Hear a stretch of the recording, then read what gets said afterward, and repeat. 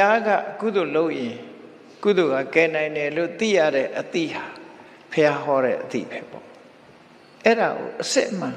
ဆိုလိုတာကလူပုဂ္ဂိုလ်ကိုအားကိုးရမှာတဲ့ကိုယ့်ရင်နဲ့နှလုံးနဲ့ဖြစ်တဲ့စိတ်ဓာတ်ကိုအားကိုးကုသိုလ်စိတ်ဓာတ်ကိုအားကိုးလွဲသွားတတ်တယ်နော်တတိထားအားကိုးလွဲတတ်တယ်မြတ်စွာဘုရားဟောတာကြည့်လေဘုရားဟောတာဓမ္မတိပါဘိက္ခဝေဝိဟရထဓမ္မတရဏဓမ္မကိုအားကိုးပြီးနေချလို့ဟောတယ်ကိုအားကိုးဆိုတာလဲဓမ္မကိုအားကိုးခိုင်းတာပဲ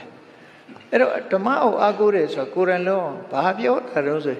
ကိုယ်တိုင်ဒါနကောင်းမှုလုပ်တယ်ကိုယ်တိုင်သီလဆောက်တည်တယ်ကိုယ်တိုင်တရားနာတယ်ကိုယ်တိုင်တရားကျင့်တယ်ဒါအားကိုးတယ်လို့ခေါ်တယ်နော်ကိုယ်တိုင်မလုပ်ဘဲနဲ့ထိုင်ဆူတောင်းနေရမလားမရဘူးတခုမှရမှာမဟုတ်ဘူးအဲ့ကြဘယ်လို့ပဲဖြစ်ဖြစ်ကိုယ်တိုင်စ조사ရမယ်ဆိုတာဒါလှုပ်တင်လှုပ်ထိုက်တာကိုလှုပ်ရမှာလို့သူဆိုလို့တယ်